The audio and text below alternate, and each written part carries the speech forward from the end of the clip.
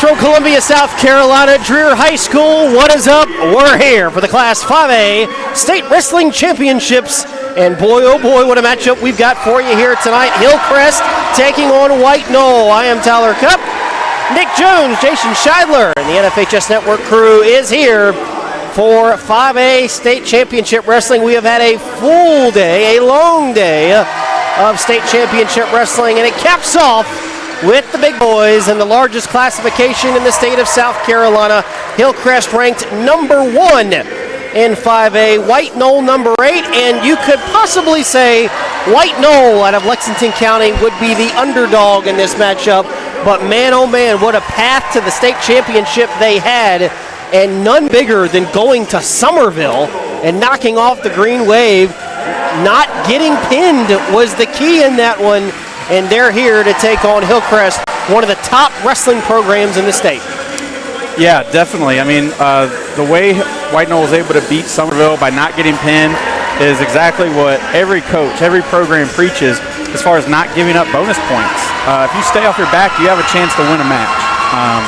Whether you can be losing an individual match 14-0, and if you can put that other guy on his back, that's one of the great things or the bad things about our sport. Like, you've always got a chance if there's time on the clock. And when you take that away, you save yourself a team point or two by getting, decisioned or just majored instead of a tech fall or a pin. Then you can hang around in a match that maybe you should have lost. And that's exactly what they did. For Hillcrest, one of the top wrestling programs in the state. Only 3 state championships, but they always make that deep run. They're always that tough out, year in and year out. They're looking for their 4th state championship. They won it here a year ago. Yeah, so they won their first title in 2011, 2012, went back-to-back. That was when the athletic director, Tommy Bell, was the head wrestling coach. Robbie was his assistant coach for a good number of years. Tommy has also been the athletic director. He decided to kind of step back. He's still involved. I think his official title as far as wrestling is concerned is Director of Wrestling Operations. But Robbie, it was kind of tough going. They had a little bit of down spell right after Tommy stepped away. But now they're back, and they've been rolling, been tough. They won last year over River Bluff, won the 3rd 5A state championship. So Hillcrest has a chance to be the first 5A program to win 2 5A state championships today if they can get past White Knoll.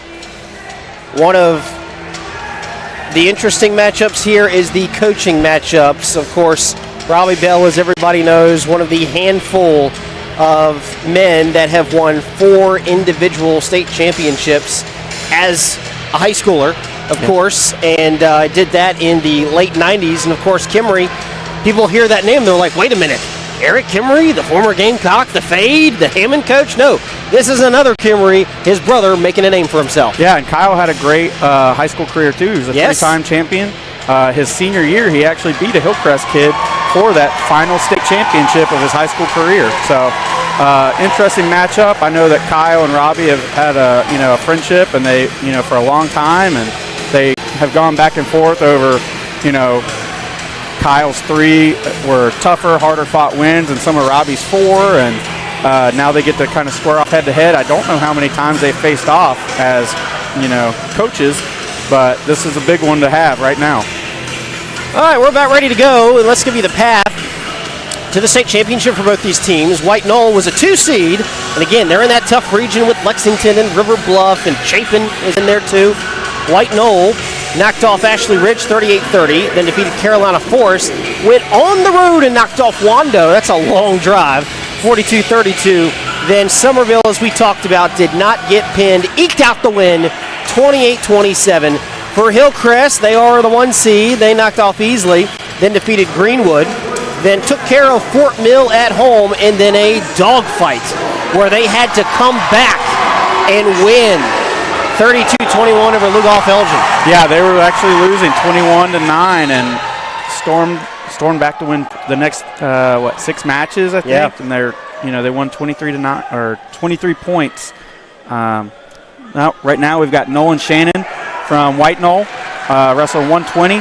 He's our senior team captain, 50 wins this season, and he won the Blue Devil Invitational, which is a good tournament held first weekend in January. really tough. Get to see a lot of good competition. And from Hillcrest Wrestling is Thomas Snipes. He's one of the good ones. He's ranked number 1 in the 120-pound class. He is a sophomore and finished 4th in 113 in the individuals last year. So number 1 against number 3 here at 120. Yeah. Thomas is a really good wrestler. He loves the sport of wrestling. I think if you're wrestling at this stage of the season, you probably do love wrestling, but he has aspirations to wrestle in college.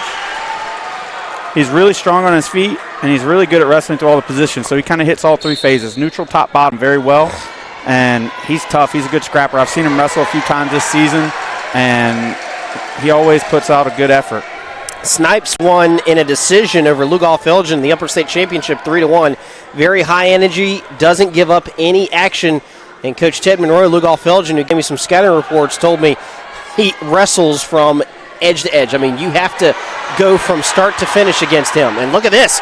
We're right on the edge in that circle. Yeah, he's got that cradle locked up, but out of bounds. He said he is very good on the edges. You cannot give up because he's going to keep going. Wrestle to the whistle. Another thing coaches say all the time.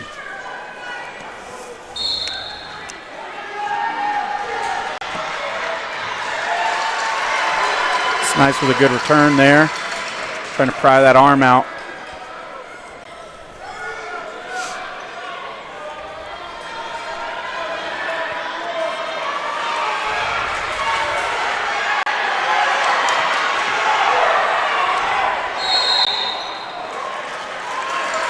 Where we're starting in this match for White Knoll, it's kind of right there where their guys are kind of known quantities. They're expected to be pretty good. They've got 6 guys ranked, and this is one of them.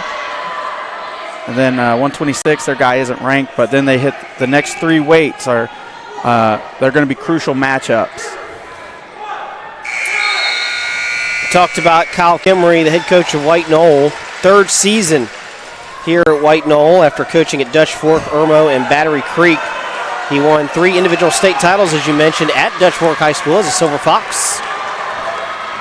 Yeah, White Knoll didn't have any state qualifiers last year for the individual tournament. So for them to go from not having a qualifier in Anderson to making a run through that lower state bracket to being in the state finals right now is probably one of the more impressive coaching jobs. Yeah. I think 5A is widely regarded as being the toughest division as far as wrestling goes. 3A is probably the 2nd toughest. A bunch of really tough teams in the upper state. So for him to do what he's done in the past calendar year is really amazing, as Nolan Shannon is working that bar and trying to score some points from top here. So we should probably point out, because both jerseys are a shade of red, White Knoll is currently on top. They're in that maroon. And Hillcrest is in the red and blue. Good scrambling there. Probably a lost control, won a skate. So both teams are wearing red. Hillcrest is green. They're the home team for this match.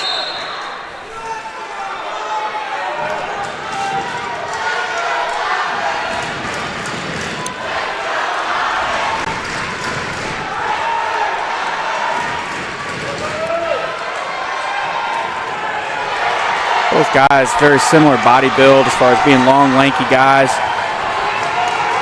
Able to get in on those knees without getting super deep on their penetration.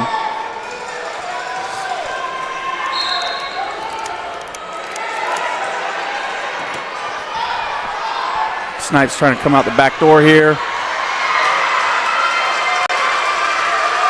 Gonna work up, pop that head out, swim that arm.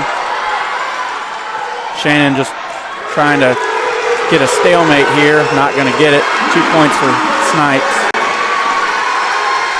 Snipes with a 5-0 advantage in the 2nd period with 15 seconds remaining. Ooh, got a Turk, looking for some back points here. This could be interesting. Got 2. Referee's holding 2 near fall points. So Snipes can, if he can roll him back over, and we can improve that to 3 if he can hold him into the period. 2 near fall, he's up 7-0 going into the 2nd. Been a very methodical match here by Snipes. Snipes is a sniper. Hey, He did it.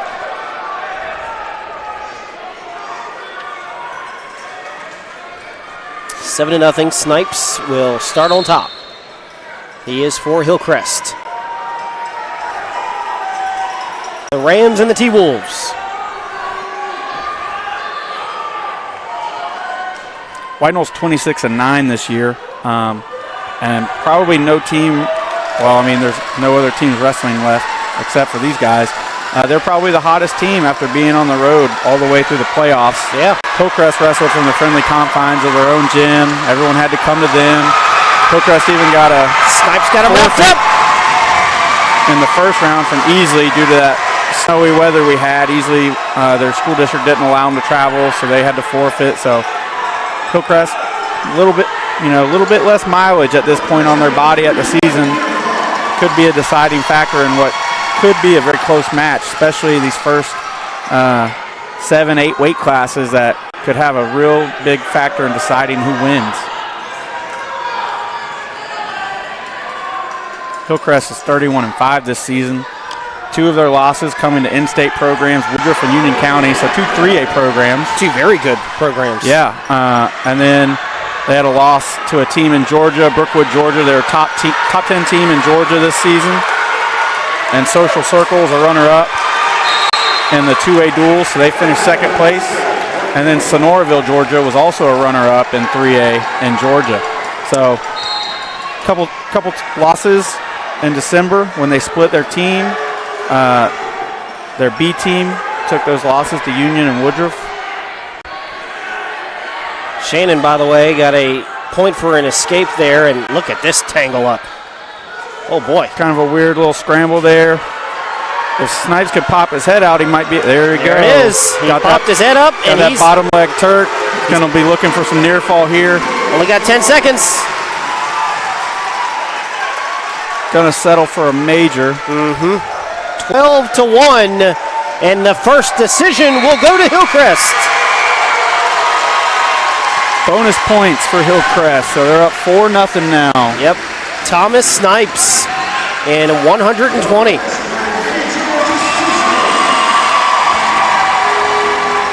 So now we go to 126. For White Knoll should be Chris Kirk, 126-pound senior, two-time team captain. He was a state qualifier his sophomore year. The word I was given on Chris Kirk is fiery. Fire. Well, his hair does look a little red from here.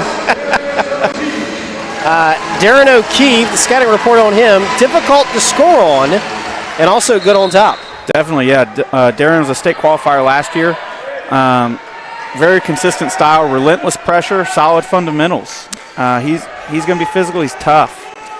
Ooh, good little single attempt there. We're just going to keep topping each other with our dueling scouting reports that we have. Yeah. Our dueling research and notes tonight. Hey, well, when we get information from both teams, we can do a better job. So here we go. We are at 126. Darren O'Keefe and Chris Kirk. Darren's 34-3 this year. He's put together a great season. He's a senior. His twin brother wrestles. Is the next wrestler from Hillcrest that we're going to see as he scores his first points of the match.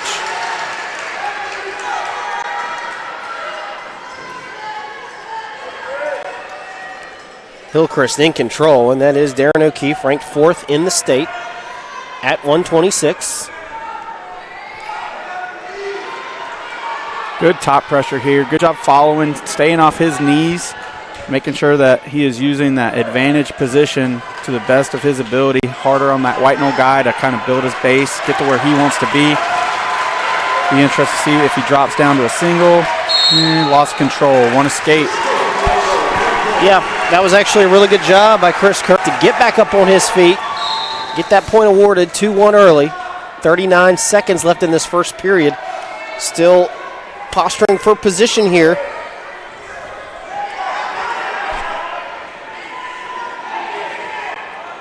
Boy, interesting position there for Kirk. His hands were kind of free. Wasn't sure what to do.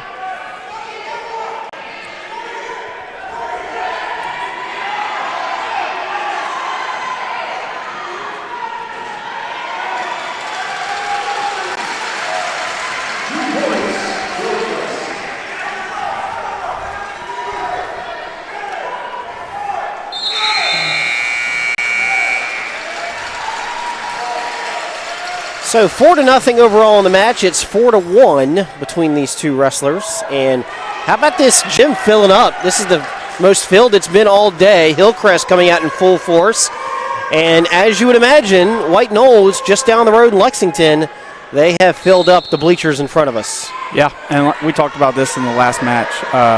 River Bluff had a great crowd last year. Obviously, wrestling, last year we were at Airport High School, so that's Lexington County.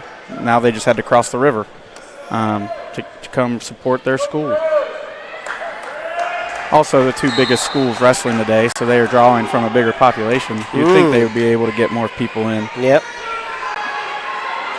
Just being a Hillcrest graduate, I know there's a lot of alumni in the stands, guys that wrestled on the 2011, 2017 are here supporting. That's something that I don't think I've ever said on one of these NFHS broadcasts when it comes to wrestling, and this is no knock against baseball, basketball, football, or any other sport for that matter. But when it comes to wrestling, it is a community. It is a culture, a community where I can speak, being a Lugolf Elgin alum, when the Demons start winning, get in the playoffs, you see guys come out from, you haven't seen them in years. Yeah. Big-time wrestlers for the program come out to support and want to be there and help any way they can and just watch their team. And I really feel like you see that more than anything with wrestling. Yeah, I would definitely agree with that. We're sitting on the White Knoll side, so I'm looking at the Hillcrest kind of side of the gym. I see a 2007 state champion, a 2010 state champion, 2011 state runner-up. There's tons of guys here, and that's just the ones that I can see. There's a 195-pound state champion from 2 years ago.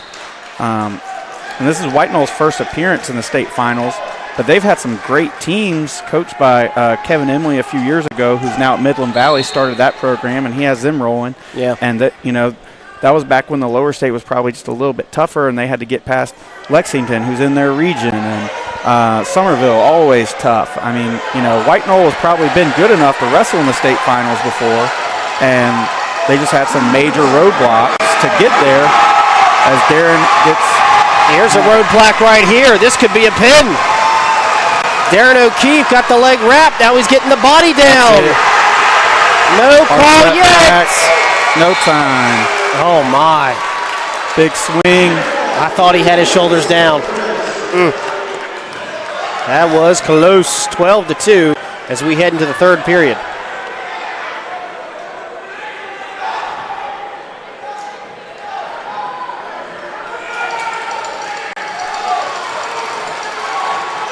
See if Darren goes back to that snap down, go behind that he scored off of at least 3 times in this match, I think. High percentage, not much of a risk for him to do that. And he's been really good at getting past that guy's arm when he sticks it out, tries to stop him. Went to the other side, but still works. Been going to the right side. Yep. The first period, second period. Picks up 2 more points, 14-2. And if he can't finish him with a pin, then this is going to end up being a tech fall. Got that arm wrapped around the back. Now he's turning him over. Pin drill here. He's going to try and get chest to chest.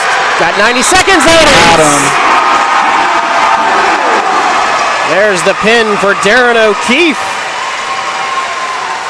It's 10-0 Hillcrest. And next up for Hillcrest is going to be his twin brother Dylan, coming out, also a senior.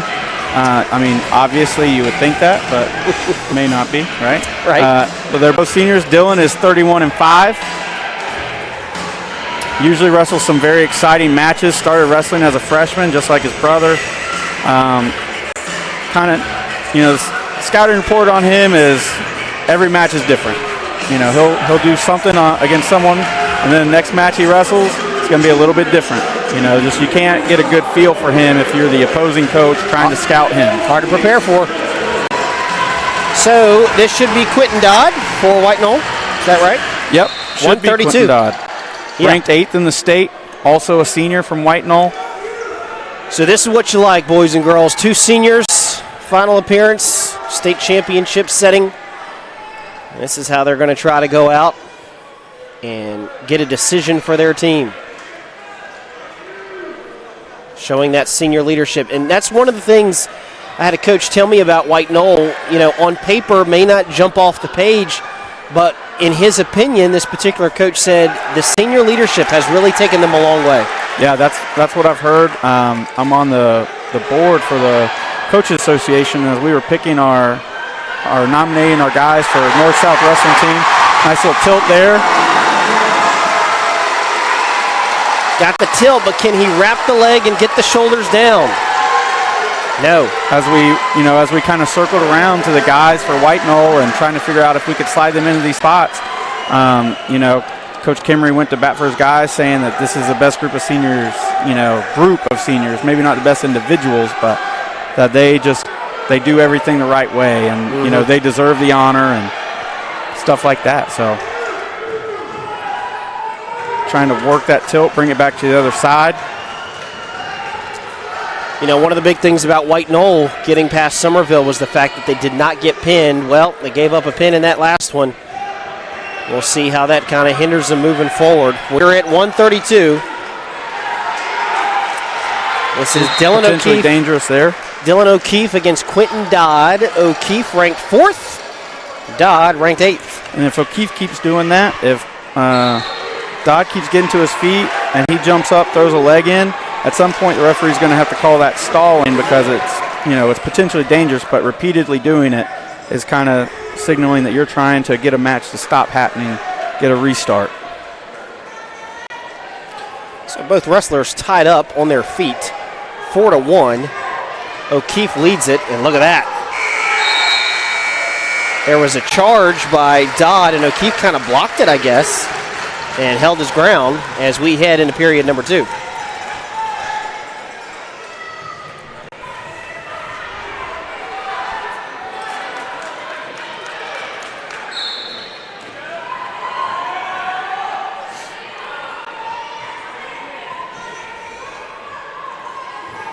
So center of the mat.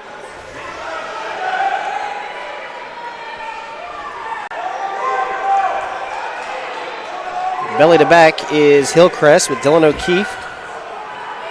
Dodd head into the mat, trying to raise up, getting position.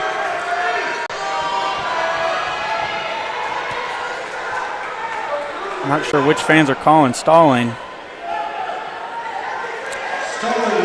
Guess it was Hillcrest fans as White Knoll gets called for stalling on bottom, and we talked about this before.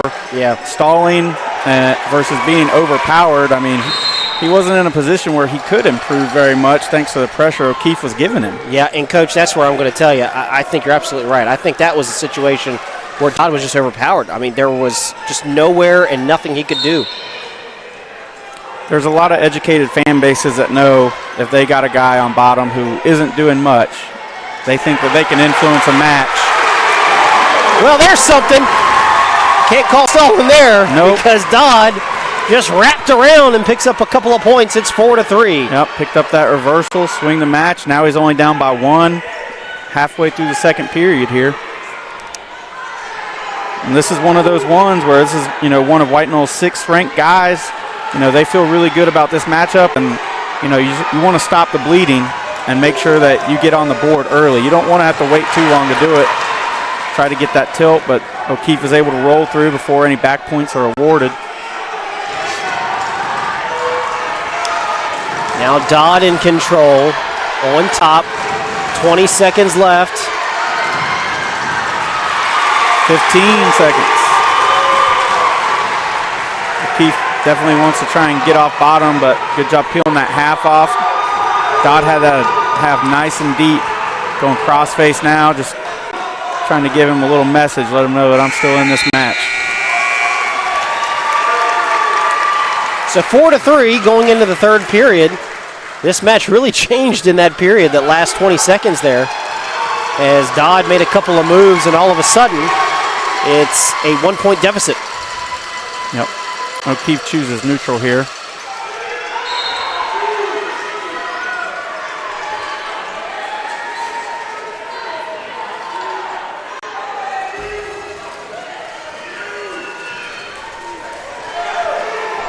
Jockeying for position, both on their feet.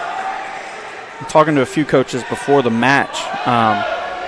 138, 145, 152, 160. People kind of felt like those are the matches that can really kind of swing this one way or the other. Sure. If either team can, win two of them, then it's kind of 50-50. They felt like maybe Hillcrest wins if Hillcrest wins two or more. But if White Knoll can get some wins and wrestle well here in these next 3 weight classes, counting this one, the next 4, starting at 38, then they're going to have a great chance to get their first team state championship. Under a minute left. It's 4-3. Dodd. Is he going to score here? Or trying to get something down on him. Looking for O'Keefe wrestling for a stalemate right here. He's just holding on to that ankle. He's making sure that Dodd can't improve. Stalemate, we're neutral. 44 seconds to go. O'Keefe's still up by 1. Boy, you just feel like since Dodd picked up those 2 points to make it 4-3, O'Keefe has been on the defensive. Yeah, he has definitely been on his heels, it seems like.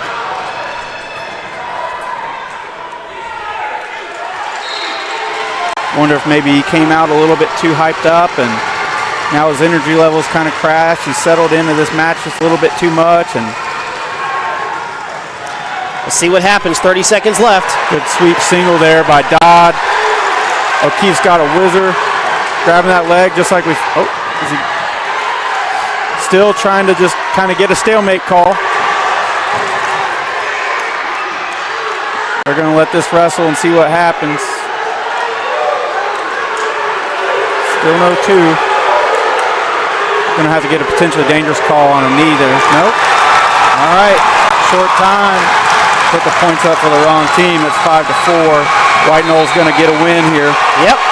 Huge win for White Knoll and Quentin Dodd. We talked about the next 4 weight classes being the swing ones, and they pick up a win going in to those next 4. Yep. 138 to 160. That was crucial for the Timberwolves. So Dodd gets the win. It's 10-3, and we jump into 138. And Coach Kimmery knows that his team is fine whether they win that match or lose, but you can tell your kids the plan, and we might lose these first 3 matches, but we're fine once we get to these guys.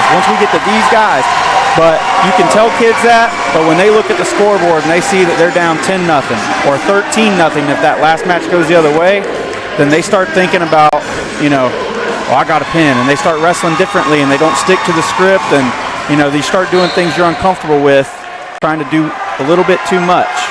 Jason Garay for White Knoll is your wrestler. He's ranked 6th in 138. Yep, he also won the Blue Devil Invitational, just like Mullen Shannon.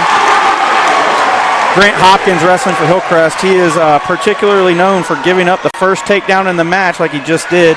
He will usually try and hit a switch, get a reversal, and start scoring. He's also very good in cradles and neutrals.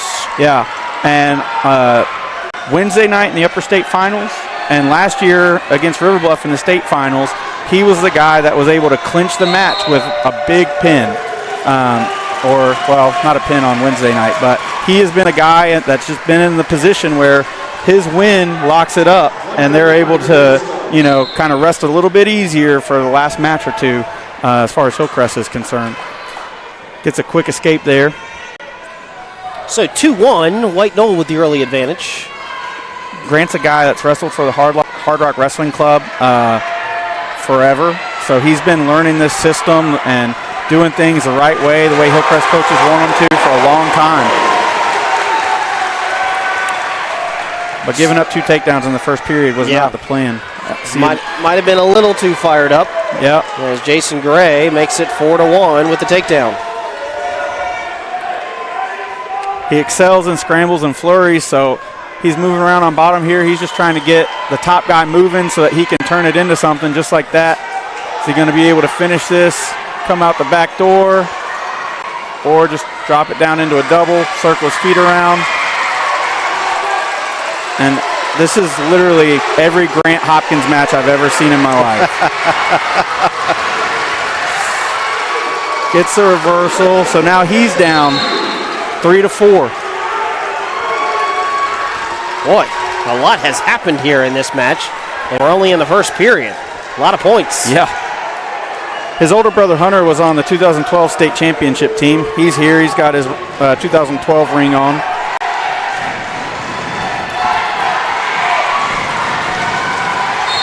"14 seconds in the first." Grantt's tough on top here. I wouldn't expect White Knoll to be able to get an escape with 5 seconds left here.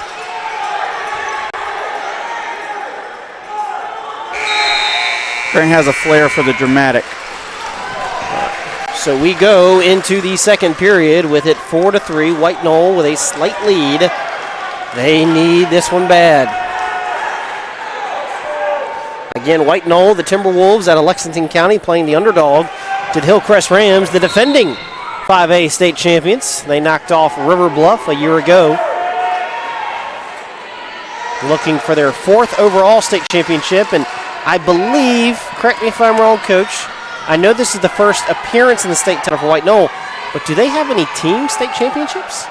Because they've only been a school since the mid-2000s. No. This is their first shot at a team title. That's what I thought. I mean, they may have finished probably pretty high at the traditional or individual tournament as far as team points are scored, but the high school league does not recognize that finish anymore since we started the duels in the 90s, I believe. I know they made a run in baseball years ago, but did not win it. So this would be a potential first state championship in school history for White Knoll. And White Knoll's got that inside leg. He can lock up this Peterson if he can just sit back to his hit. And now we're just kind of in a weird scramble position. Wouldn't be surprised if this ended up being stalemated. It's going to be a hard one to score from for either guy. Yeah, it could be a stalemate, but no. Well, look at that. Keep wrestling. No loss of control yet. There it is, one escape. So 5-3.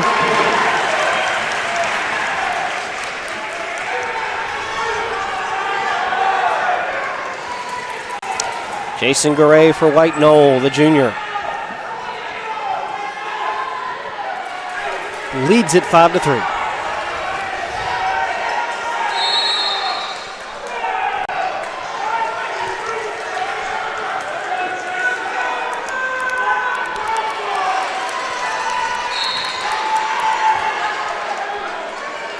Getting that front headlock, trying to turn the corner.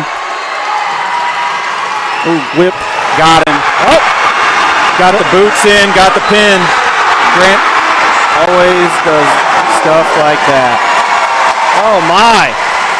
And that's a big swing right there. That's one White Knoll probably definitely felt great coming into. That match changed on a dime. My goodness. Once he had that head and the chin, hit a little whip, got him to his back. Got parallel, put the boots in, arched his back. That's a hard spot to get out of. So we'll see who comes up 145. Now there's a couple of interchangeable guys. Yep, and we're going with Hunter Jagozinski. He's a freshman. He's 27-13 on the season. He was a middle school state champion last year. In 8th grade, he went undefeated last year. This year, he's a JV state champion. Most outstanding wrestler of the JV state tournament, Carolina Invitational. Multi-sport athlete, excels at baseball as a catcher, straight A student, wants to play multiple sports in college. Great kid, great, bright future for him. From White Knoll. Should be Jack Scott, or would it be Cam Rice? That's a good question. I'm not sure which one they got. So we got interchangeable dudes at both weight, or from both teams. This one was either going to be Hunter Jagozinski or maybe Denny Pantanato. He's a senior. He will attend a military academy next year. He's got numerous congressional nominations. So just this is all about the matchups. And I guess they felt like Hunter was probably the guy best suited for this match. 16-3. I would think this is probably Jack Scott. He looks a little bit more physically mature. Just a little bit more weathered in the face, like he's been through some stuff.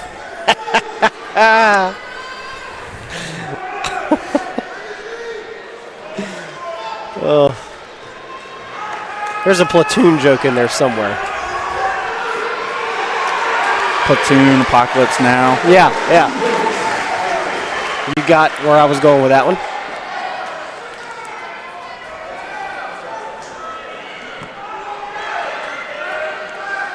Ooh. White Knoll going with a Mason tilt, which is a move that Hillcrest is. That's basically the Hillcrest tilt. A lot of schools call it.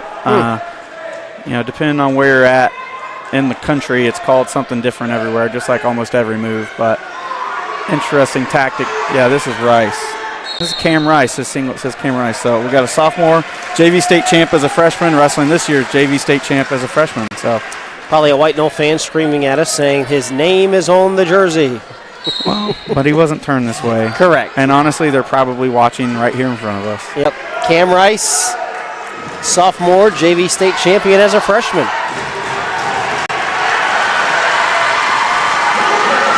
Good reversal there from Hunter Jagosinski.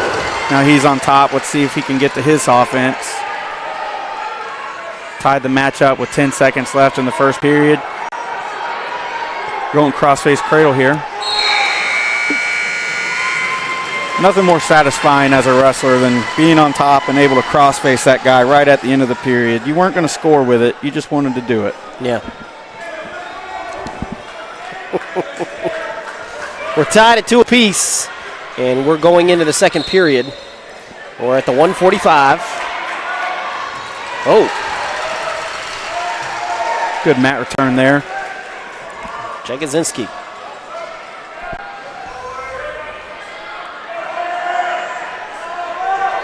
Hillcrest in control, even though it's 2-2. Overall team score 16-3. He's got the cross wrist. He's got the bar in now. He should be looking to circle towards the head or just work a tilt. There we go, circling. Going to go over under. This is a hard position to be in for either guy. Just body geometry wise for the top man, it's tough to walk around, but even on offense, this is a difficult turn. Yeah. So with my kids who struggle with it, and they kind of quit as the top guys. They're like, it's hard. I promise you, it's tougher on the bottom guy to be here. Like, if it's hard for you, what do you think it feels like for him who's getting turned? And that's why you coach it. Yeah. If it were easy, everyone would do it. Oh, nice little roll there. Goodness, what a roll. Jagosinski tried to hook that leg. 40 seconds, still on the mat. Jagosinski's tough on top here, but still hasn't been able to score any points this period.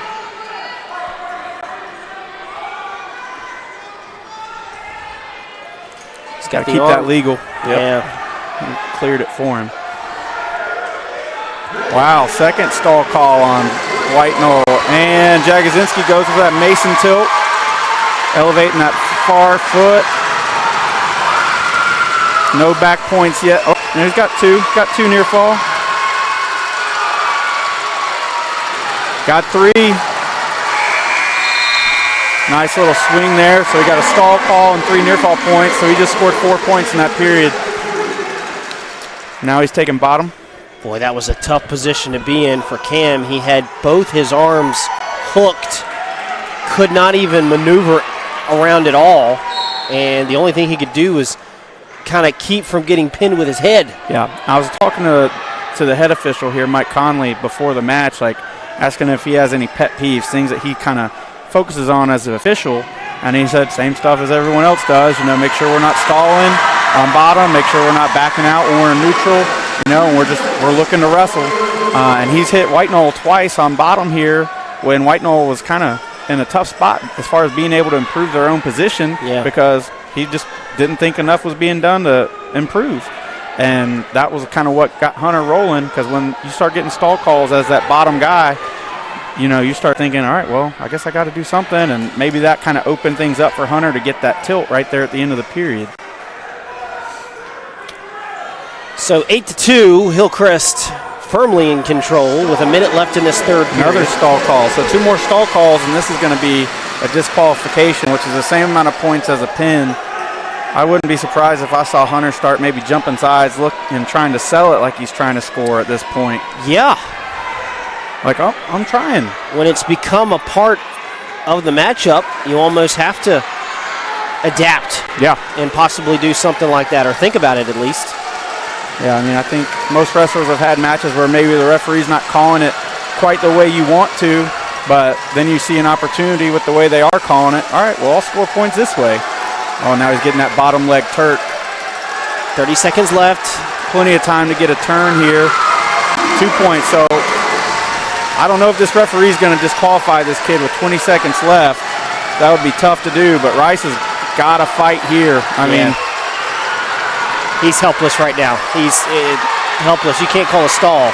This could be a pin. Well, you'd say that, but it definitely happened last year in the state finals with Hillcrest, where the head official was calling stalling when you're in a cradle.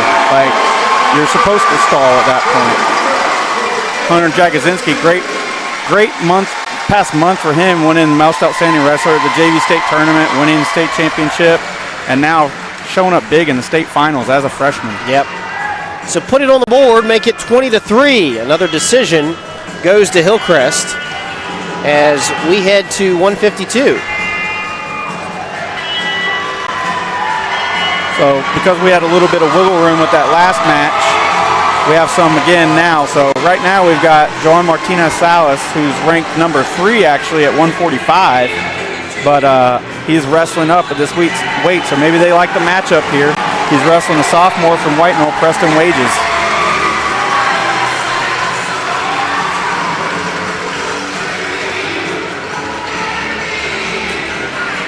You think either of these kids have heard Fortunate Son by CCR in their life? Absolutely not, unless they watched Forrest Gump. A movie that came out 20 years before they were born. That too. I mean, it does run on TBS all day. Martinez Salas in on a quick shot there. Not wasting much time. Trying to get him back to the center of the mat so he doesn't have to reset. There you go.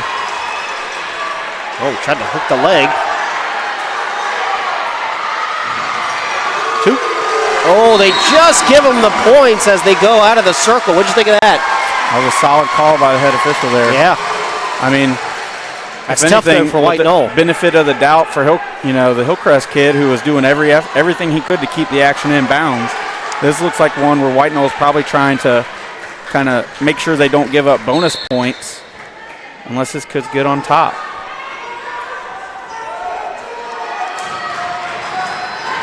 Martinez Salas in the past has been really good at that cross wrist Mason tilt that Hillcrest is very well known for in South Carolina. Kind of gotten away from it. There's no real reason for him not to go back to it now.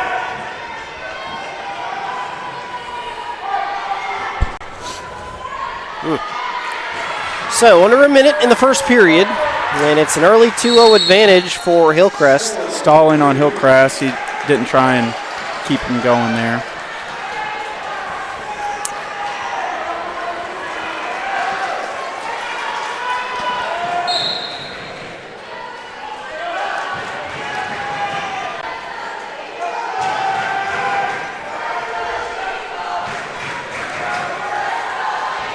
So we're in the third match of that little run of 4 where the coaches I was talking to before the match felt like whoever kind of has the better run there out of those 4 weights should be real comfortable, the rest of the match.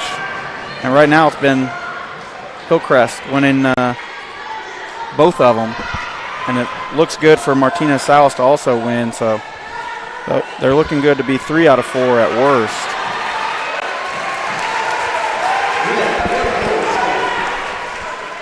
So 2-1 after the escape point awarded to White Knoll. Nice low single there coming out the back door. Step up, swing that arm out. A lot of work for no points right there at the end of the period. Would have been great to get those for Hillcrest.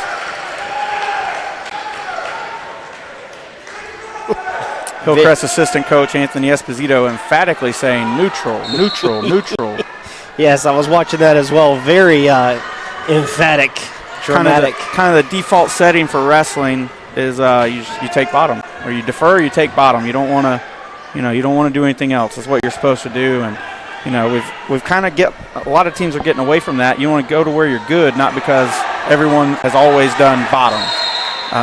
Hillcrest has always been really good on top for the past 10, 15 years, and they started taking top so they could get to their turns and score bonus points. and that was confusing for a lot of coaches until other people started using that same, methodology and started, winning matches. Like, you don't have to take bottom to win in a close match. You don't have to take bottom to win in a not close match. About to get a stalemate here, I would think. There it is. Yep, pretty obvious there. Nothing doing. So they'll get back on the mat, on their feet, with a minute 17 remaining. 2-1 here. Hillcrest with the slight advantage, but on the overall team board, they're on top big, 20-3.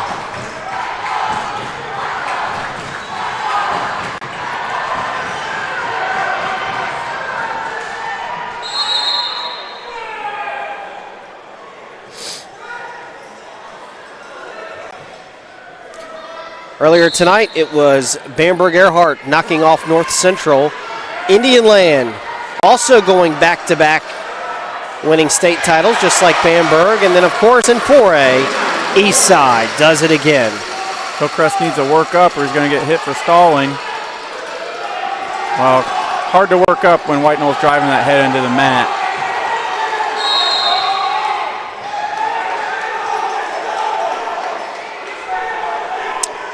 Thank you, Thomas Grantt. White Knoll won a state title in 2018. I was not positive, so this is, they're obviously going for their first wrestling title. Yes. But I was curious on if they had won a state title overall in school history. Thank you, Thomas Grantt, my good friend who we both write for ColaDaily.com. You don't even live in Cola anymore. Well, don't know if that writing will continue next year. But I had a commitment when I ended up moving to Rock Hill in November. 4-4. Martina Salas looking a little gassed here on bottom.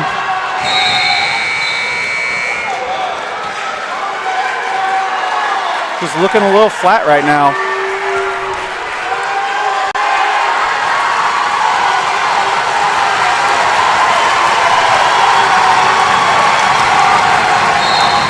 Listen to this crowd. No reversal yet, no score. Looking for a loss of control at least. Salas in bad position here. Coming out the back door. Not quite. Wade's got a good grip on that ankle. Trying to hook it. Scoot around the corner. Get a reversal of his own.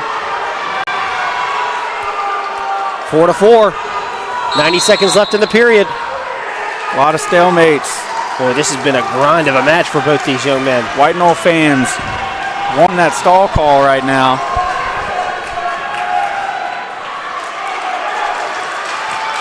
Martina Salas just trying to hold on here. Yeah. Which is still going to force overtime, so he's still going to have to wrestle. Next guy to score probably wins this match, just based on how it's gone. Yeah, I would agree with that. And there's an escape for White Knoll.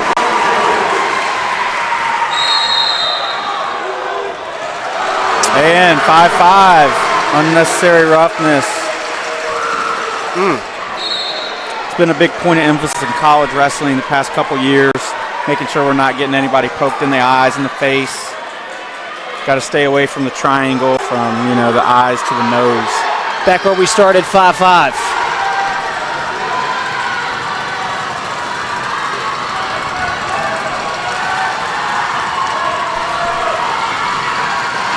In on that shot. 40 seconds to go here. Scott's done a great job of fighting off in neutral. He's given up that one takedown in the beginning of the period, or first period, into the first period, but this is a tough matchup. 30 seconds left. Good position here. Same way that Snyder finished. He's still got to get around the corner. He's going to go out of bounds again. Unless he can, 12 seconds. Say we're probably going to get some free wrestling. First overtime match of the afternoon that I've seen, at least. No, we had a 3 overtime matchup earlier today. That match started at 11?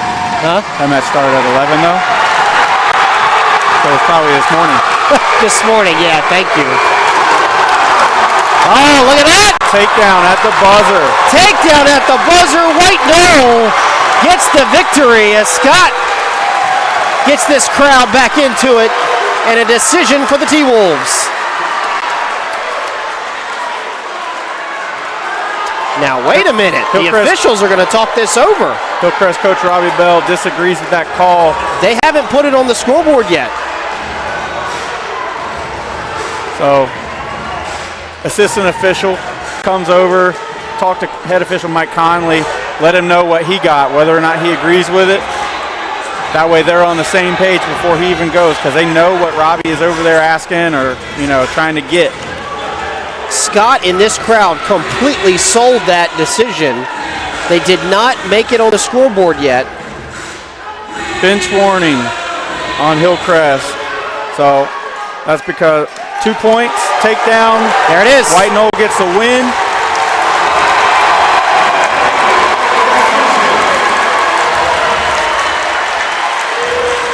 So Hillcrest just got warned for coach misconduct, probably just for questioning the referee's judgment. Obviously, that's a judgment call.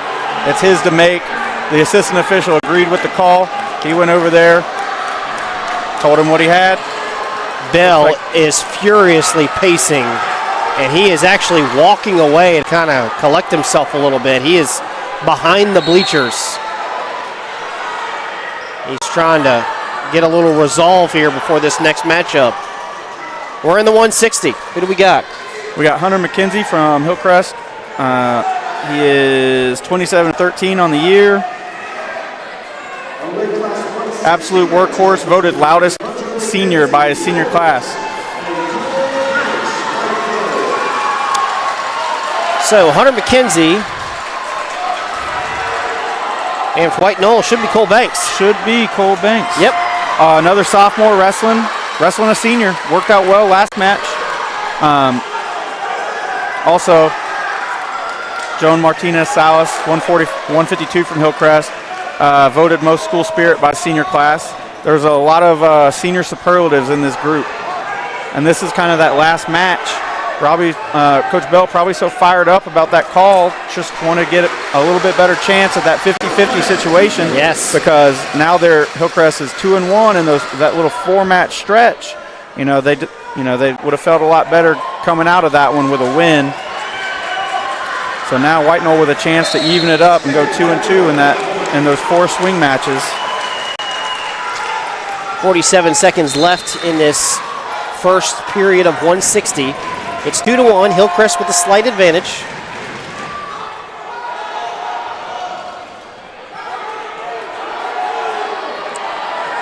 It's Cole Banks against Hunter McKenzie. McKenzie, tall, lanky. One coach told me he's one of the most improved wrestlers he saw from last year to this year. I would agree with that. He's a guy that's been wrestling in the Hard Rock Wrestling program for a long time, just come up, learning the system and executing it. Clearly not the best athlete in the world if you look at him, so sticking with the system gives you a lot of chances to win. 2 more points for Hillcrest. And we head to the second period with a 4-1 advantage for the Rams.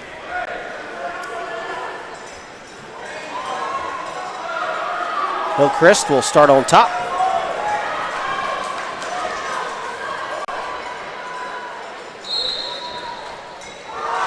Borderline locked hands there. That was quick.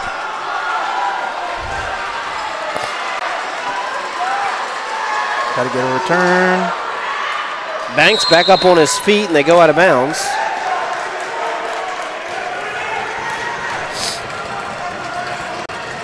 So no points awarded in that sequence. They'll go back to the same position.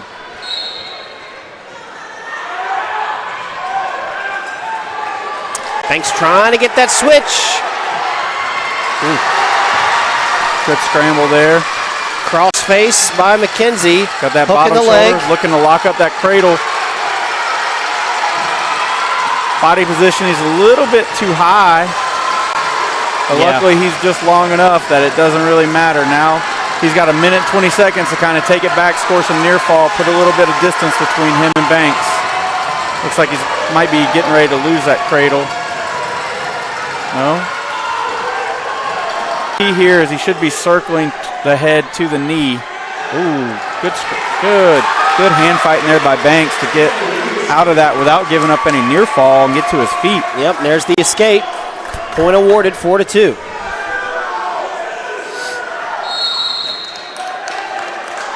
Banks really scrappy in this matchup.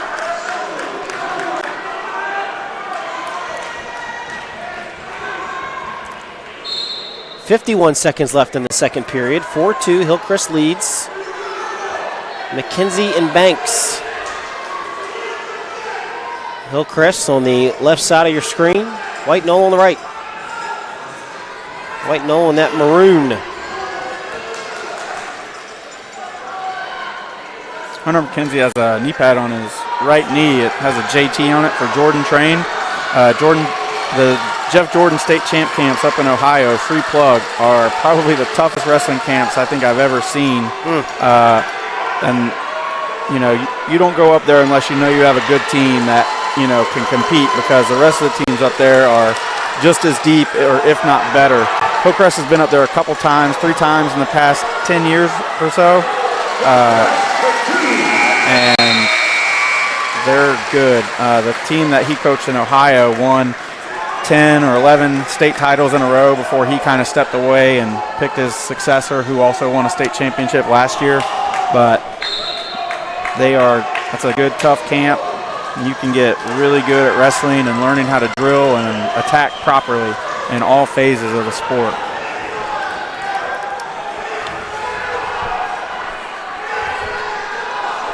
.20-6 your overall score, but 6-2 in this matchup. Hillcrest leads on both. McKenzie keeping him down on the mat. He had him at one point in a cradle. No back points, though. No. Trying to flip him. 2. Yeah, there you go. He's able to hold on to that near ankle and get some leverage and get his body around for the score. Boy, good positioning here by McKenzie. Keeping him down flat on the mat. Looks like he's going for that cradle again, right? Yeah. Yep. Got it Here locked. he goes. Ooh. Could have a pin. No. Got that inside shoulder up. Now. Give him the near fall. 3 points. 11-2. So if this score holds, Hillcrest will at least get 4 points for a major out of this.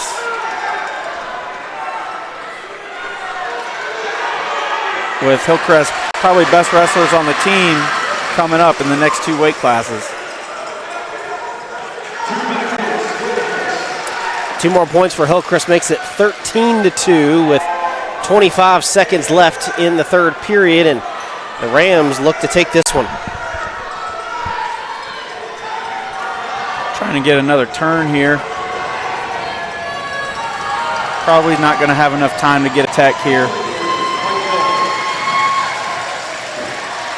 Stall call on White Knoll. I don't know if I agree with that, as McKenzie's just riding parallel, sitting on his hips. So Hillcrest will take that and make it 24-6. As Nick Jones, I'll have you tag out. We're going to have a special guest interview for just this matchup. This is the 170, where it will be Ian McKnight, more than likely taking on Jaquez Fredericks. We'll see who they send out here. But special guest, who am I talking to today? Daniel Brooks, Director of Student Services for the South Carolina High School League. All right, so what do we got coming up? I'll tell you, we got some exciting things coming up at the Lead. Our Student Leadership Summit is April 3rd. We do a weekly trivia, and this week we are featuring wrestling as we have the state championships in wrestling. So with what you guys do, kind of break it down for me. What are some of the things that you guys are doing with students? Well, the Student Services Department is concentrating on health and wellness for coaches. We're educating our athletes and coaching on things like vaping, making sure that our athletes are aware of the consequences there. We got an exciting match coming here. Oh, Don't want to take away from that, but we certainly work with our athletes and coaches on educating them on opioids and their health concern. You know, wrestlers maintaining weights, and we talk about healthy eating. Making sure that we are offering things to our athletes that's going to benefit them both on and off the playing fields. 24-6, Hillcrest leads White Knoll. And we've got one of the top wrestlers for Hillcrest, Ian McKnight, at 170. Finished third at 182. He is a junior, taking on Jaquez Fredericks. Outside linebacker in football is Fredericks. And there's another 2 points awarded. The first 2 points, I should say, awarded for Hillcrest. And got an inside cradle wrapped up. Are we going to have a pinfall here? Very close. Got the leg hooked. Not quite. They will give him the near fall, or at least they should. 28 seconds left. Might have another near fall situation here, possibly a pin. He's got body positioning right outside the circle. There it is, another pinfall for Hillcrest, and the Rams are rolling 30-6. Well, before we get to the next matchup, let me get some key dates from you before we let you go. Man, big match there by Hillcrest. Oh, yeah. Some momentum there. You know, this is my favorite sport here. Oh, is it? Yes, I coached wrestling at Dreer back in the day. So okay. Back here at home, 88 state champions. So a great sport. I enjoy being here. But on the Department of Education or Educational Services for the South Carolina High School League, we're just excited about all of the great things we got going up. I heard you mention one of the athletes, a football player here. One of our trivial questions was how many athletes from South Carolina that has played in a Super Bowl, and it's over 50. Yes. Yes, so if you'll check out our high school league website and the student services, we'll give you a lot of history on the high school league as well as what we got coming up to serve our athletes educationally. Trivia question for you, sir. We had one of those players here in the building earlier today. Do you know who that was? Oh, yeah, that's Tyrone Drayford. That's my man, Tyrone Drayford. Absolutely, athletic director at North Central. That's yes. right. Well, thank you for your service. Appreciate what you do for the students here in the state of South Carolina. And thank you guys for all you do. Yes, sir. Thank you. And just like that, we thank our special guest. That match is over, and we didn't even get to talk about Walker Stevenson. Boy, that was quick. The Nationals two-time champ, All-American, pound for pound, one of the top wrestlers in the state. And just like that, he finishes off White Knoll's Jacob Jeffcoat. And he clinched the match. Yeah, clinched the match, 36-6. There's only 24 points left available, so we're going to wrestle it out. But boy, Walker Stevenson, we didn't get to throw in all the accolades there, Coach, but man, oh man.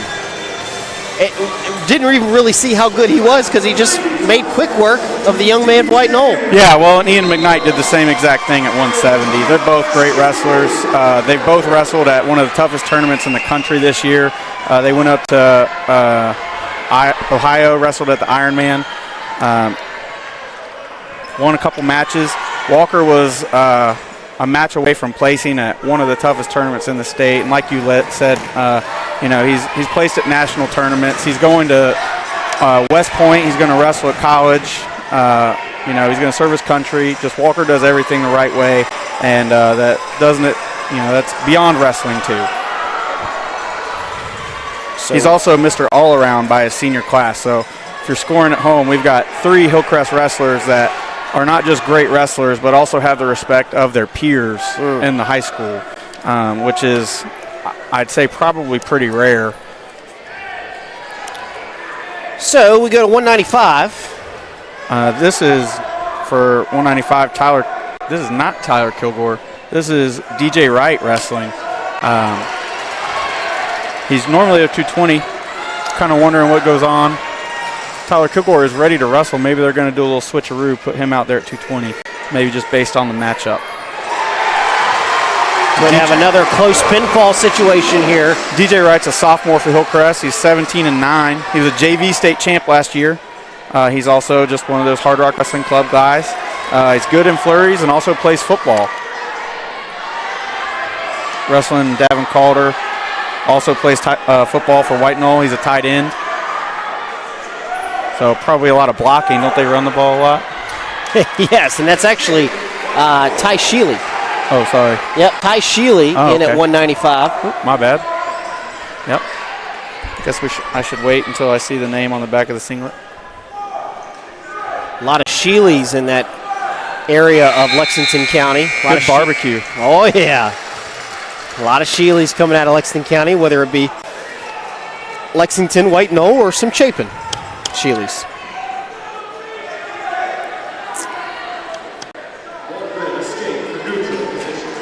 We had our trivia question earlier today, asked by Coach Levere, what is the only school in the state that has competed in all 5 classifications?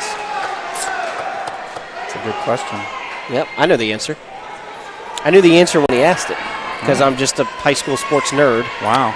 You're that dude. It's in the Midlands. Is it White Knoll? No. No, White Knoll's only been a school since like 06, 05. So theoretically they could have made their way up. 1A, 2A, 3, 4, and 5A. What school has competed in all of them?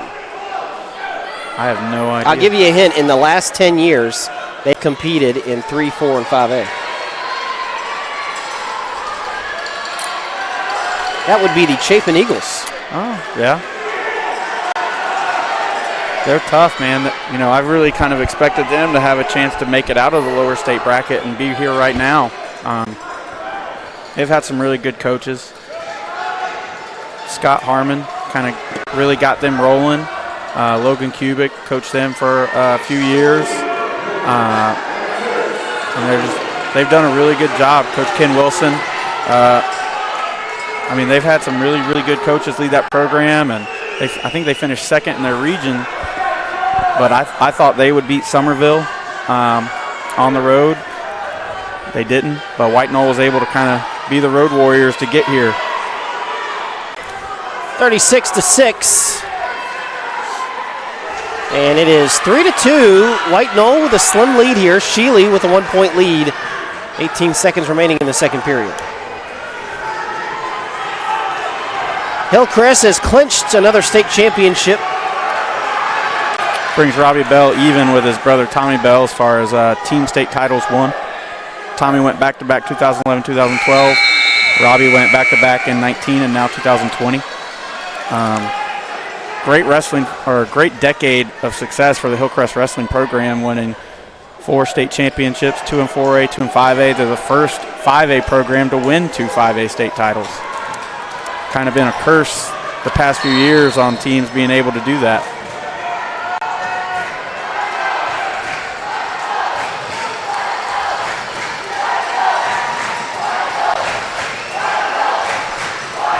Three to 2. White Knoll with a lead here in the third period. Hillcrest has already locked up the state championship. We are going to wrestle it out with a couple more weight classes.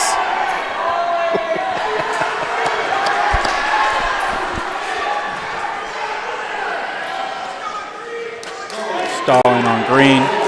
DJ Wright not doing enough.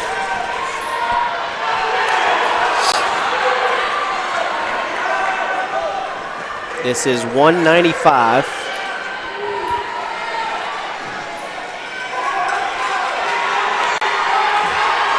Hillcrest looks like they have 2 guys ready to go for the next weight class. Interested to see who they put out there. I was looking forward to seeing Nick Taste at 285 for White Knoll. He's got an interesting story. Hopefully we get to talk about that young man. It's 6-2. All the while, White Knoll's going to pick up a decision here if nothing changes with 30 seconds remaining in the period.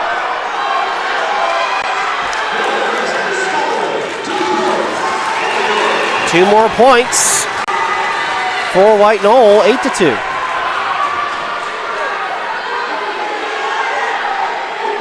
And there's the escape for Hillcrest. White Knoll's going to try and get some bonus here.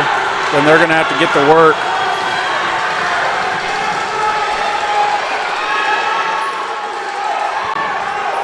He's a circle inbounds. White Knoll gets one. So White Knoll takes a decision there first in what feels like forever. 36-9 as we enter 2:20.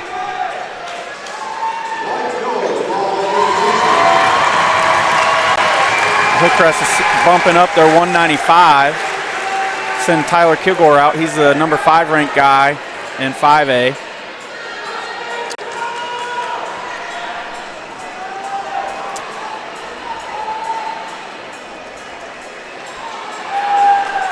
So we've got wrestler going up. Well, we might have 2 guys bumping up. If the last one was Shealy, this might be Calder, right? Mm-hmm. Because this doesn't look like Jakari Shell to me. Yep.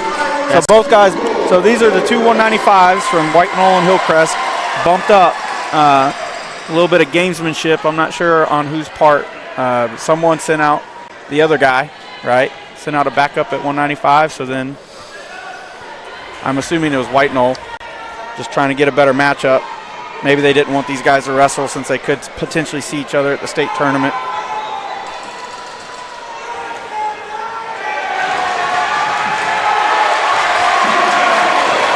Tyler Kilgore usually wrestles great in big moments. As a senior, I'm sure he'd like to wrestle well in the state finals, but the moment is a little less big now that the match is decided. He's got that left shoulder with the brace and left knee. He was 4th in the state last year as a 2-time state qualifier. Been accepted to numerous colleges. Hasn't really made a decision on where he's going to go next year, but he's a 4-year wrestler. He didn't start until he was a freshman. Has a little brother in the program that will, hopefully be just as good as he is, if not better, in the next few years. Locked hands. Looked like it could have been. Nope. Tyler looking to get that escape.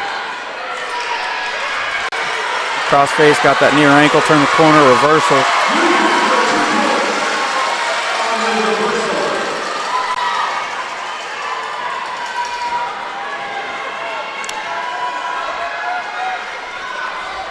Kilgore is a good-looking wrestler. He's okay. Kilgore in position here on the mat. Belly to back. Scores tied 2-2 early in the first period. Both these wrestlers going up a weight class. Locking up that cradle from the standing position. That's a tough thing to do. Yeah, tough thing for the big boys. They're both tall and long. Oh, got him rolled over. This could be a pin. Gives up the first takedown. Still ends up in position for a pin. Got some near fall, though. Big swing there. Being down 2-0 to up 5-2 going into the second. Yes. Boy, that was so close to a pinfall. Got to believe if he had 15 to 20 more seconds, he might have executed that one and picked up the 6. Definitely. Just greedy at this point. Going front headlock here. And try and go behind right there.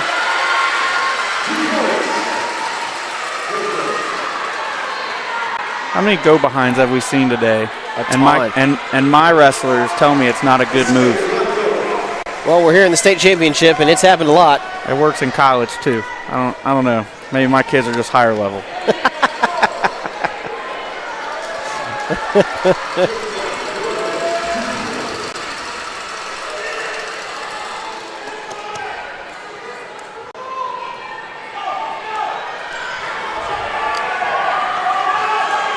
Nine to 3. Second period, Hillcrest on top after that near fall that ended the first period. And almost had him in position again. Needs to get off his knees. Here we go. That'll do it. Another 6 for Hillcrest. Tyler Kilgore. All right, here comes your boy Tasty. All right, so I'm fascinated by this young man. We know he's a football player, shrine bowler. I saw him play football, outstanding. First year wrestling. Wow. Yeah, first-year wrestling. Is he a senior? And he's ranked. He's a senior, ranked 7th in the state. Wow.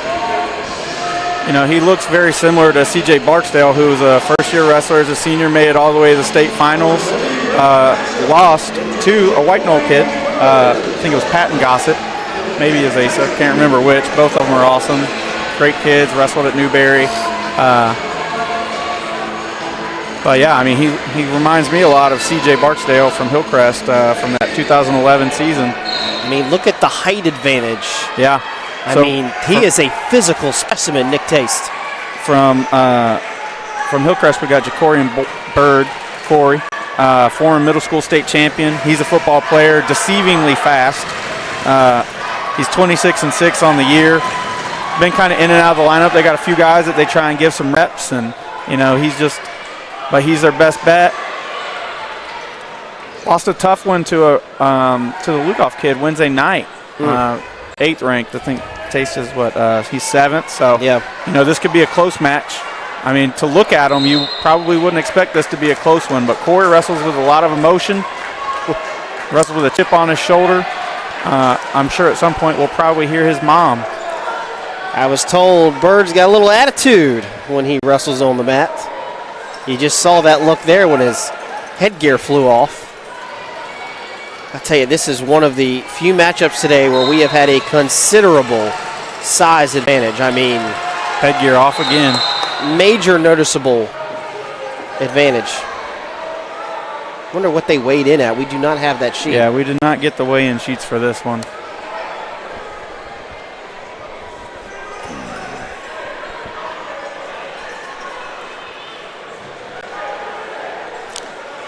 So the headgear has flown off twice for the Hillcrest wrestler, and he gets it back on. Still no points scored with 1:12 in the first period. No. How many more times do you think the headgear comes off in the first period? Over-under is 1.5.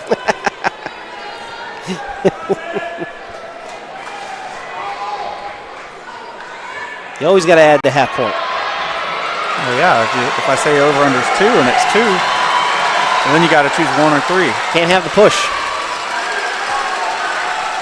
Pushing is no fun. Uh-oh. Oh, wow. Deceptively fast is right. Look at that for Hillcrest. Still no score, though. 2 points on that flurry. A lot of action to not have any points, but give credit to Bird. Looks like Bird got a little excited, had some blood in the water, thought he was going to be able to put him on his back. If he just would have went behind, he could have scored. He'd be up 2-0. Yeah, well said. He saw an opportunity.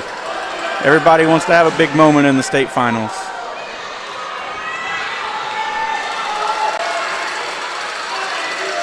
Just pushing their leverage around. Look at this.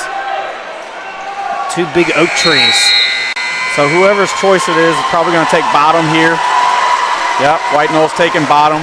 Just from the tiebreak criteria, you know, if you go into the second period tied, you want to go ahead and take bottom or wherever you think you're most likely to score, because in a match like this where it could go either way, if you get into the ultimate tiebreaker, the guy that scored first in the match is going to get the choice of being on top or bottom.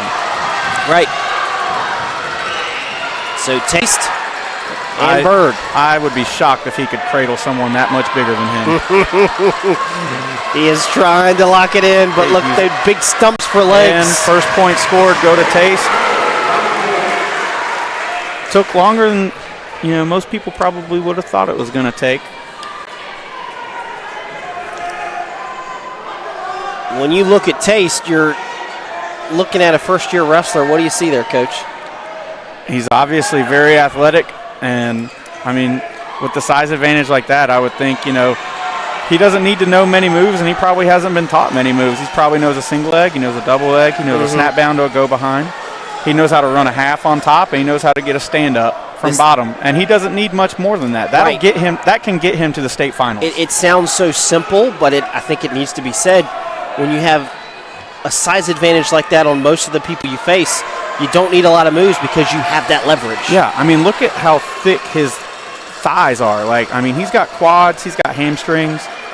There's power there, and you can't coach that. They say thick thighs save lives. They That's do. what they say. They also say thick filet because of Chick-fil-A. How did you top me? How did you top that? I work with teenagers. I Well have done. to be on my game all the time.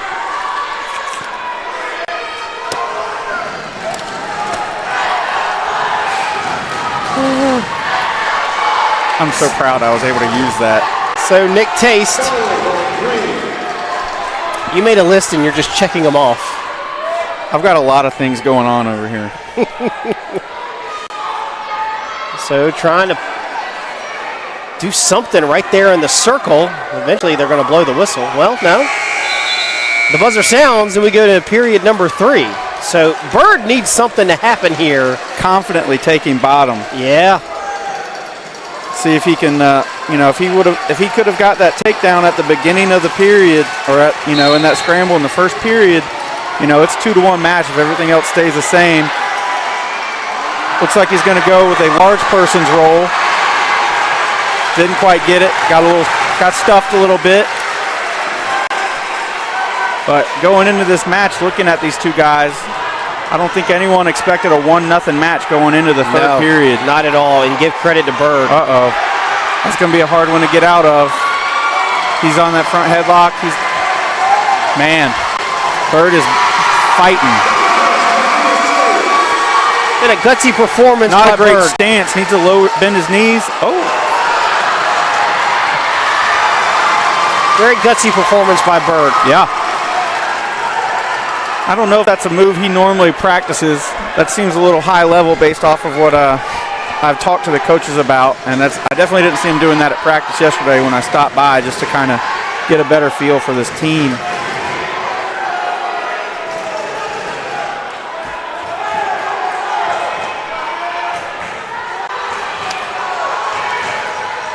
(42-9) is your overall team score. We've got a couple of matchups to wrestle out here. Before we call it a night, Hillcrest will be your Class 5A state champions.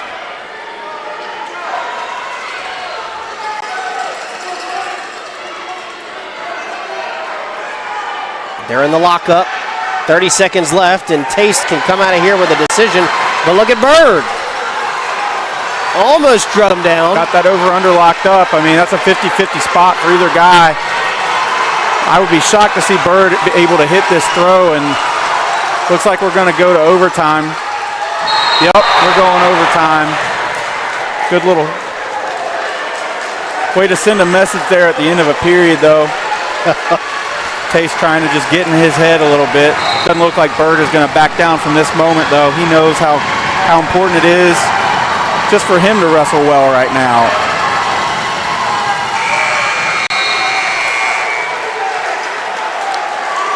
What a battle between these two heavyweights.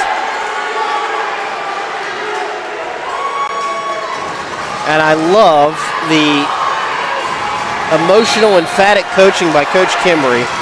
Your team has already lost the state championship, but these are teaching moments for the rest of your kids. Yeah, well, I mean, he's a good coach, and he knows that the matchups still matter.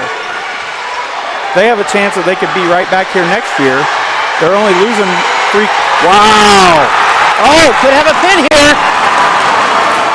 He stopped wrestling. He could have pinned him.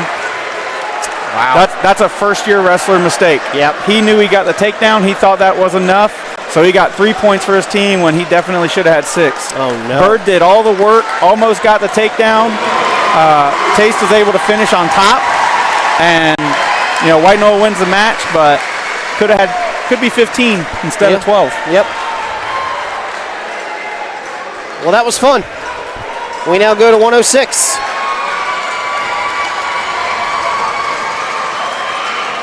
So obviously the 5A state tournament, duals tournament, is not very old. This is only the 4th one. But in 2017, River Bluff beat Rock Hill 31-30. 2018, Rock Hill beat Fort Dorchester 35-33. And last year, Hillcrest beat River Bluff 41-30. So an 11-point win when it was 1 or 2 points. And now, Hillcrest is going to win by 20 plus. Yeah. I think it's pretty easy to say that Hillcrest is the most dominant team of the 5A era.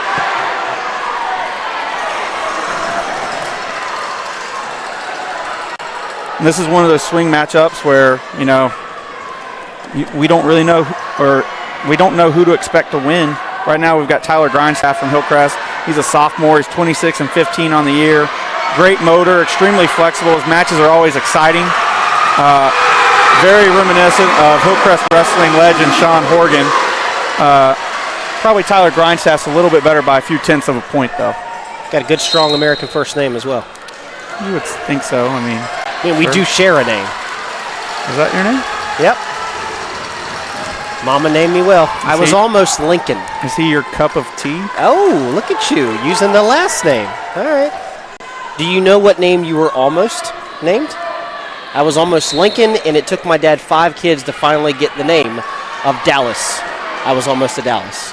Wow. Yeah, he wanted a cowboy. So not a lot of postseason success for Nope, not in a while.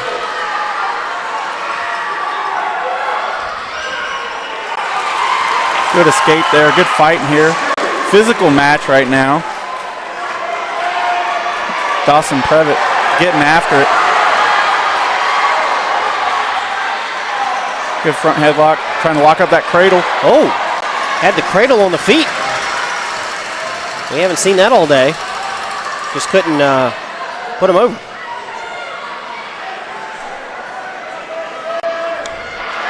Previtt's a freshman, so we got Grindstaff, who's more worried about his headgear and needs to wrestle and not worry about that stuff. Wrestling a freshman right now, and this could be a matchup that happens for the next 2-3 years. Yeah. Grindstaff got that bar. Swing right there. Good reversal. Way to keep wrestling through that position for Previtt. Look at this. Previtt. Grindstaff gets out of the period, only giving up a few near fall, but now he's losing 6-4. Yeah, Previtt will get the near fall, so 6-4.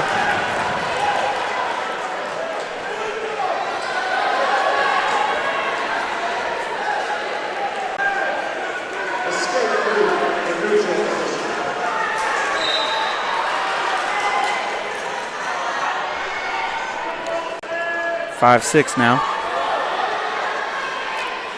I love the way Previtt's wrestling. He's clubbing, getting to that collar tie. You know, it's physical the whole way through right now for Previtt. I don't know if he wrestles like that all the time, but I hope he does.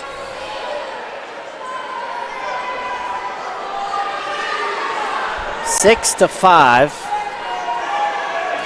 Been a fun matchup in the 106.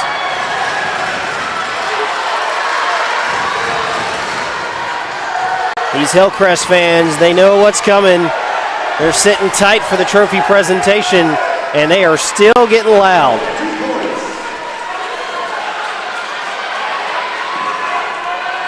Grindstaff needs to pop that head out, make this an escape or a reversal for him. Previtt doing a good job fighting. 2. Got that deep half in. Gonna start walking over, under, got the cross wrist, trying to get the turn.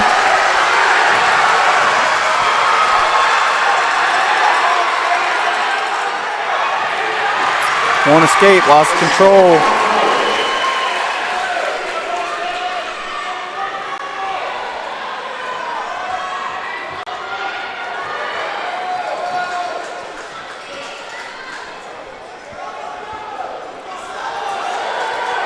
So both wrapped up on their feet, 9-7. Had a lot of action here. Ooh. Previtt kind of blocked that, and the points will get awarded to Hillcrest. We're tied at 9. Grindstaff tried to hit that Colin Horgan 2010 Hillcrest State Champion era head and arm.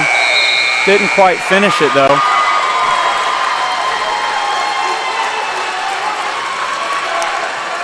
Well, you like to see this from White Knoll. Going to lose this state championship, but a kid like Dawson Previtt, a freshman, teaching moment, fighting for every inch. It could be a blood timeout here.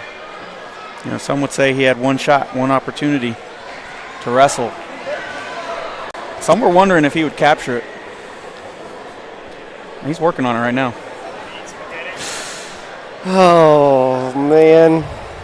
Eminem, lose your self-reference. And the most random performance ever in the history of the Oscars. It's only an 18-year-old song. Eminem just shows up, 15 years later.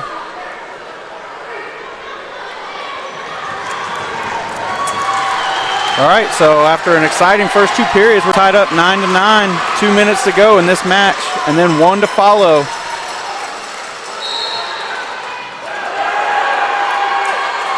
And a reversal. No loss of control yet.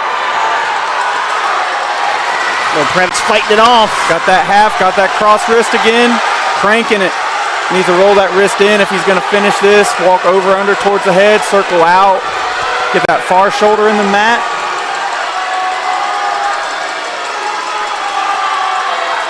Man, Previtt is tough. Grindstaff's tough too. 9-9. Hillcrest calling for stalling right now.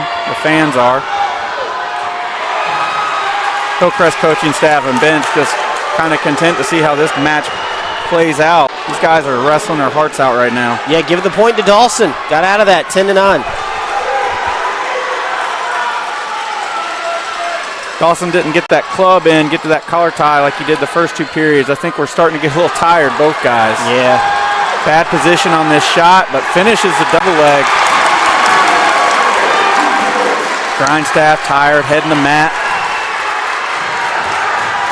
Dawson's got that half. He's circling around to that side of the body. He's going to start running it.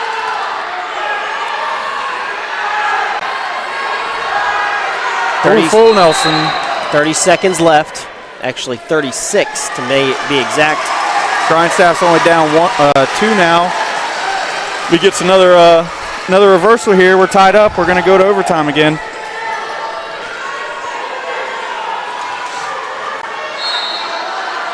Not a good first move off bottom. Looking to get that 1. Got the 1. Now he's trailing by 1. Oh, boy. In on a shot. Gets the 2. Oh, my goodness. Grindstaff up 13-12. 15 seconds. Just got to stay in good position here. This will be a huge win for the sophomore. Crazy back and forth match. Highest scoring match of the day. Yes. Definitely the highest scoring match I've seen through 3A and 4A. Wow. Grandstaff is a winner. Boy, you talked about it, and I think you're absolutely right. Nailed it on the head. That could be a matchup we see for years to come. Those 2 young men. A lot of teaching moments there for Dawson and Grandstaff. A grind. Gritty. And wow, you did it. I did it.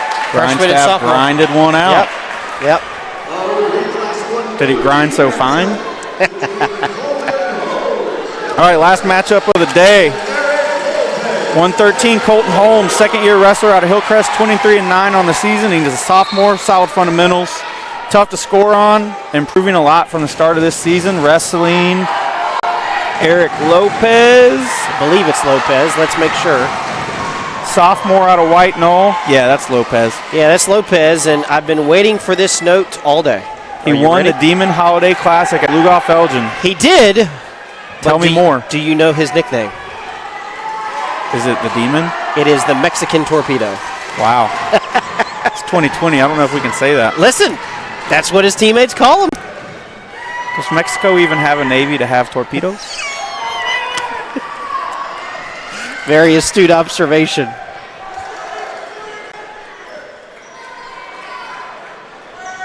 So Lopez and Holmes.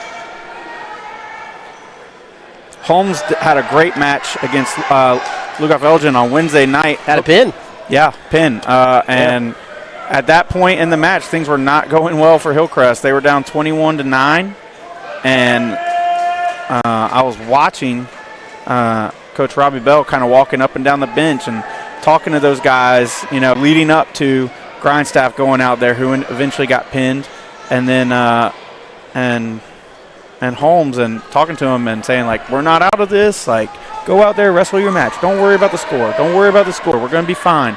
And, 21-9, Holmes goes out there, gets a huge pin, and, whether or not that sparked the team or not, the scorebook is going to reflect that they went on to win every match the rest of the way. Could have a pin. Here we go. Last match of the night. Good job floating on top there and turning. Exclamation point for Hillcrest. 51-12. The Rams are state champions again in Class 5A. Our Bell knows wrestling. Robbie Bell with another state title. Hillcrest with their 4th championship in the sport.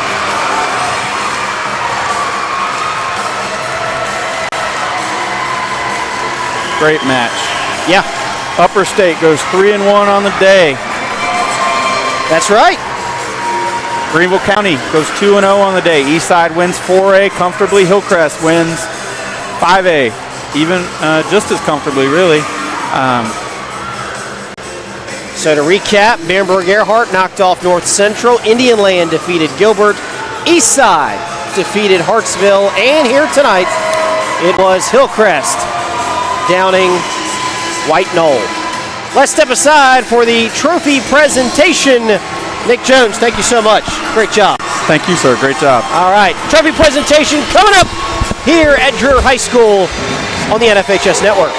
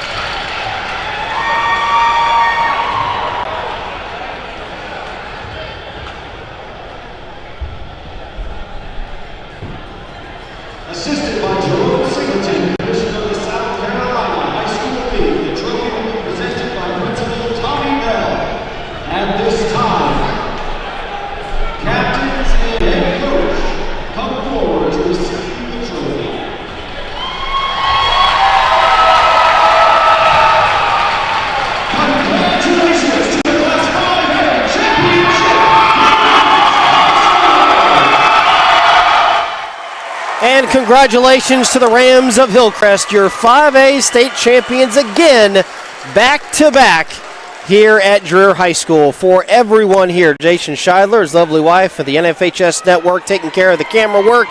For Nick Jones and Coach Lavier at Columbia High in Greenville, I am Tyler Cupp saying so long and congratulations to the state champions in 2020 of the South Carolina High School League. You have been watching and listening to a production of the NFHS Network.